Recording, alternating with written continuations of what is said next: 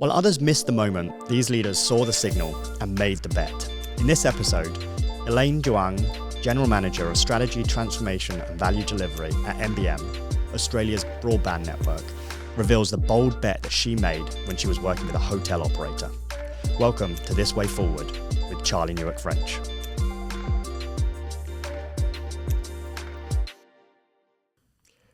We're recording today's episode of This Way Forward from Sydney, and we have a very special guest with us here today. I have Elaine Zhuang with us here at the Sydney podcast studio. Elaine is the General Manager of Strategy, Transformation and Value Delivery at NBN. NBN is the National Broadband Network for Australia, so a sort of very important part of the infrastructure here. Elaine, thank you for joining us. You know the format here today. We're discussing one large strategic bet that you made in your career. You've had a long career at this point. At McKinsey at one point. I was McKinsey when I was much younger. I'd love it if you would start by framing the bet that you made. And then once you have framed the bet that you've made, I'm going to have a bunch of questions if that works for you. Totally. Thanks, Charlie. Really glad to be here. Yes. I'm thinking about one of the most informative chapters of my career was with Juna Hotels Group, where I make I would say really a bet changing, shaping how the industry work back in China. So it's 15 years ago. Yep. So Juna is just one of those struggling state-owned hotels.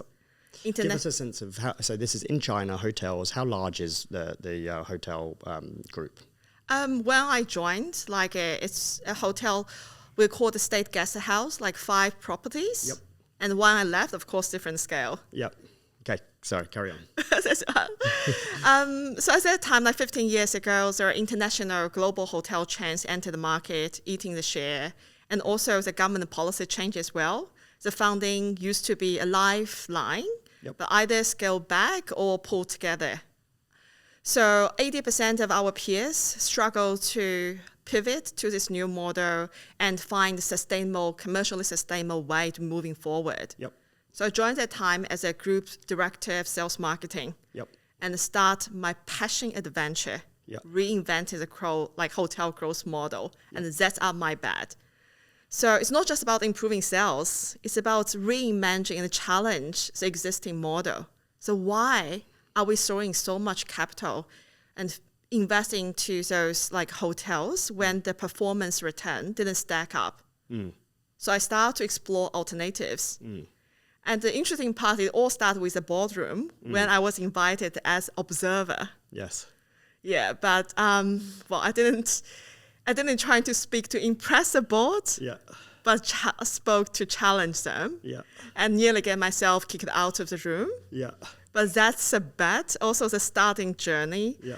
That's a pivot of business model, later double our portfolio, beaten global giants, and reshape up thinking about how we grow. So let's just pause there. I love that. You're in the back of the room. I often tell folks that I work with that influence isn't given, it's sometimes taken. You're there, you're a spectator by design, but you see an opportunity and you jump in and tell us a little bit more about what the opportunity you saw was. Yeah, because that's a celebration moment. That's why several senior leaders were invited. Yes. So we have a brand new investment in the 5-star new hotel. So prime location, global lead architecture. Yes. So on the surface, it's everyone love it. But I was the one looking at a 100-page appendix and find a mess ROI 3%. Yes. Decades of long payback and heavy leverage. Yeah. So it doesn't stack up in my mind. You have to get to page 100 to see ROI of 3%. Okay. That's true. Yeah. So I did something unthinkable. I challenged the chair. So, of course, I learned later that's not proper. Yeah. The chair turned, looked straight into my eyes and asked, if we are not building new hotels, how can we grow? And the room froze. Yeah. Because I was just an observer. Yes. But I didn't step back or back down. Yeah. I took the question as an open challenge. Yes. Not as a criticism, but a prompt for me to think how we should reinvent. Yes. That's how I started my passion venture. Yeah. So you knew the problem when you looked at it. The problem was you're proposing building this hotel It doesn't make any financial investment sense. Did you know the solution in your mind then, or was it just let's openly discuss that this doesn't make sense? How did you get from there to the actual strategic bet itself? Yeah, I think it doesn't make sense from my mind. Yeah. And maybe at that time I was too young, too naive. Yeah. When I think things doesn't stack up, doesn't make sense, I'm trying to find what's the solution. Yeah. And the other also my personality is when people say something not possible, there's a time lit up like a fire in my mind. Yes. I want to find something new. Yes. There must be better ways than doing this. Yes. So what was the better way? So I don't know until I start. Yeah. So it's like on my own time, on my own dime. Yes. So what I did, I cold call like a lot of developers. Yes. I attend conferences. I also research on the growth model, not just in the hospitality industry, real estate, retails. Yep. So I try to find answer for one question. How can I have developers choose us rather than global brands? Yes. And I try to break it down into 3 questions. I ask almost everyone I met.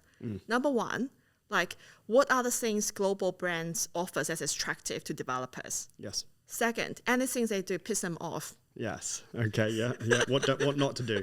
That makes sense. And third, if we can have no constraint, reimagine what's the ideal hotel management partner for developer look like. Yes. And what I discovered was really eye-opening. Yes. Developer value asset appreciation. Hotels normally just one small component of big project. Yes. Which we can add like brand value for them to appreciate the asset. Yes. And then is performance reliability. Although it's a small component, you don't want to lose money on that. Yeah. Still need positive cash flow for someone. So the developer wants to know this is going to be a profitable endeavor for them. At least it's not like 10 years return on investment as what we did. Yep. And the last is also very unique in China, access to government incentives by bringing anything international in. Okay, got it. It's a typical that time of the decade. Yes. Yeah. But what they don't like, too expensive, too rigid, and no guarantee on performance at all. Yes. Okay. So from my sales marketing hat on, your customer have a problem, have a pain point, then I have an opportunity point. Yes. I like that line. If your customers have a pain point, you have an opportunity point. That's a good one. Yeah. So what I did, I created something never existing. Yep. So a 3-way partnership. Okay. So the developer. Okay, so the developer building the hotel, building the whatever it is. It's not yet a hotel, but building the building. They can do the leverage by themselves. Yeah, then you. Juna. So what we brought unique is decades of local operating know-how. Yes. Deep relationship with the government. Yep. And also flexibility, and they were willing to guarantee on performance. Yeah. And then the third party is the government. The third party is the international. Still the international hotel brand, using their brand as like international credibility. They also have like global sales marketing channel, which we won't afford to build ourselves. Yeah, makes sense. Yeah. Yeah.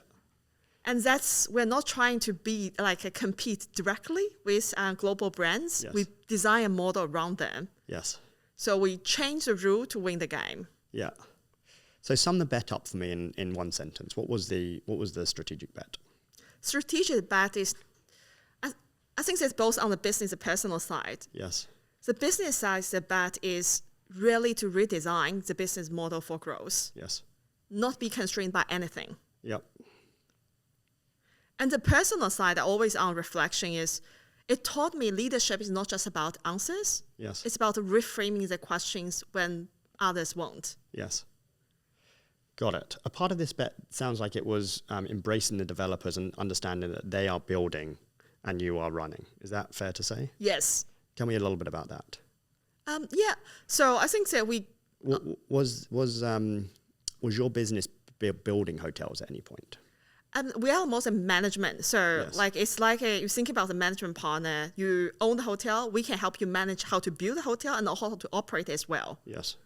So you just, as a developer, you only need to worry about, I need to get all the leverage, have all the approval for the land, and then you get the money. Then we manage all the pipeline for you, all the suppliers, and get your hotel built, commit the opening date, and commit like returns performance for your hotel. And then we leverage international brand as our partner, leveraging their sales marketing channels. So why was this bet this is one that I always like to ask. Why was it non-obvious? What were other people doing, and why weren't they seeing it the same way that ultimately you as an observer in the back of a boardroom were seeing it? What were you seeing that was different? I think it's because it requires disbelief. Yes. Tell me about that. It requires disbelief. What does that mean? Because when people see as success, like new 5-star hotel, more hotels, more rooms, more revenue. Right. It must be the end ROI must be more than 3%. But they also may think, because the bank is also owned by the government as well, it's like same, of like the money we just switch from one book to the other. Right. As their mindset at that time. Of course, later it's different. So people were sort of locked up in the facade of success. Build a fancy looking hotel and they will come. Everything else will be fine. Yeah. Okay. So carry on. And then what I see is capital efficiency. Yes. And also, putting my strategy mind on, so it's a fragile return in also volatile financing environment. Yeah. Because China is like changing very fast at that time. Yep. What you assume in the past is true will no longer be true in the future. Yep. And I already saw the trend in like big metropolitan cities like Shanghai and Beijing. So it will come to all the cities. Yeah. And the last, above all of that, I'm a firm believer that skill does not require you own everything. Yes, yes. Skill does not require you to own everything, right? You're in the management business of hotels, not in the building business of hotels. Yeah. Got it. This one is going to be a great one. I always like to ask here, what resistance did you face? So start us, as you go through the resistance you face, start us by saying, like, what did minute one look like when you left that board meeting? What were the conversations that happened? Did your boss call you? Well, of course, there's a political resilience at first. Yes. So everyone after the meeting told me like I'm doing something really ridiculous, really rigid stupid. Hierarchy. I'm not sure whether it's seeing the hierarchy. Even not side hierarchy in any boardroom. I think as observer you're not expect to challenge. Totally. You can maybe ask good questions, but it's not your role anyway. Yeah. I think my chair at that time is still already polite, didn't kick me really off into like outside. But then I wasn't invited to board rooms for quite a while. Okay. I think that's a signal. Okay. All right. Well, it clearly worked out in the long run, but what other resistance did you face? The second is more around structure. Because there's no business development function at Juna. So people will ask like, why are you doing this? It's none of your business. Yeah. But for me, like I don't need to wait to a role to create it for me. I saw a gap and stepped in to fill it. Yes. Yes. That's going to be a little snippet. I saw a gap and I stepped in to fit it. Another good one. You got some very good lines. Thank you. Any other resistance? And the third is around the credibility. That's the hardest part. I think the resistance, like one harder than the other. This one is where like people will say, well, no international brand will collaborate with you. You are nobody. Like very small, local, and haven't proved anything. Yeah. I'm trying to pitching a co-branding model with an international partner who knows nothing about us. Yeah. Even never heard our name. Yep. Yeah. No, it makes a lot of sense. Okay, last question for you, Elaine. How did you know that you were on track? Or did you have any moments of dread and doubt where you're like, I've just made a big mistake, or this wasn't the right bet for the company? Millions. Millions, okay. Because tell me one of them. Yes, it's a 1-year discovery journey because started with a developer. Yeah. Also, most of them are quite polite, but dismissive. Yes. The best you can get is curiosity. Yes.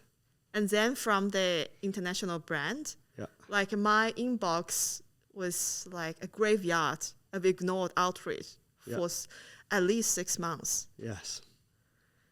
But I still keep trying. So I show up, being rejected, like dismissed, ignored. Yes. But that's refining my model, show up again. Yes. So your question around where I see early like success, I see some signals. Tell me. So first is with developer. When I propose a 3-party model, I'm not just pitching Juna. Yes. I see their tone change. They leaned in to learn more. Yes. When they ask me questions around the terms, timelines, government incentive structures, I know they saw us as opportunity to de-risk their investment. Yes. And for the international hotels is when we refine the model again and again on different terms and all of that. Starting with like no one really care, to someone start to willing to take meetings with me. And Rewrote Hotels is the first one. Like starting from not interest to let's launch together, and we become its first franchise partner in Asia. That definitely changed the whole tone. But then we're not just signing partners. The other signal is in the market. We're also doing bid as well. So we're beating international incumbents to win our first management contract under this model. That's how I know this model works. Of course, still need to improve, but at least works. Perfect. This was exactly the conversation I wanted to have, Elaine. You actually made two strategic bets. You made the strategic bet of changing the business model of your hotel system, bringing the three-party system in, and looking at it in an entirely different way. But then you also made the big personal strategic bet of, I don't have influence, but I'm going to force through a change that I clearly see as the right change to make. So congratulations, and thank you for joining This Way Forward today. Thank you, Charlie. Thank you, Elaine. Today's episode is sponsored by Brookman Strategy Consultants. Brookman Strategy Consultants works with leadership teams who don't need know-it-all consultants. Their clients come to them because they need clarity.